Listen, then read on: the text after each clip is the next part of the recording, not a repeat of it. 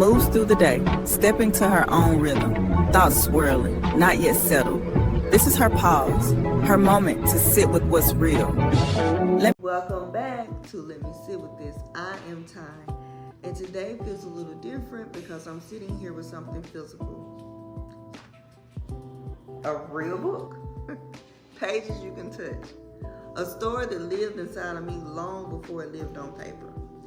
This is Lila's Revenge, and today we're not explaining it, we're not promoting it. It's about sitting with what it means to write something and then let it exist outside of you. Writing this book was one experience, but holding it, actually holding it, that's something else entirely different. There's a weight to it, and I'm not just talking about pages, I'm talking about the memories, the emotions, the parts of myself I didn't even realize I was letting go as I was writing.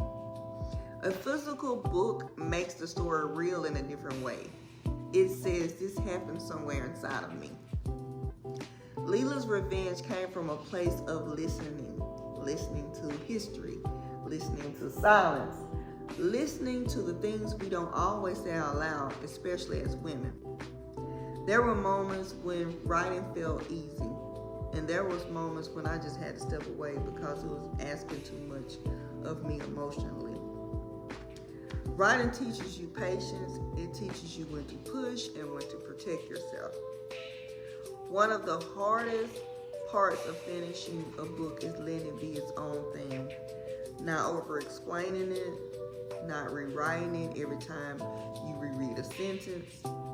This book doesn't need me to hover over it anymore. It gets to meet readers on its own terms. Writing Lila's Revenge reminded me that creativity isn't always about beauty. Sometimes it's about truth. Sometimes it's about naming what was buried.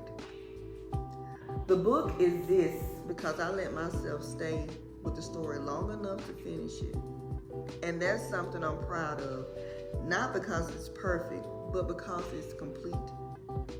If you're working on something, a story, a project, a version of yourself, I hope you give yourself permission to let it be physical, to let it take up space. You don't have to rush past the moment where you say, I made this. The question I'm sitting with today is this. What changes when you let your work exist without you explaining it? Let me sit with that. And I will see you next time.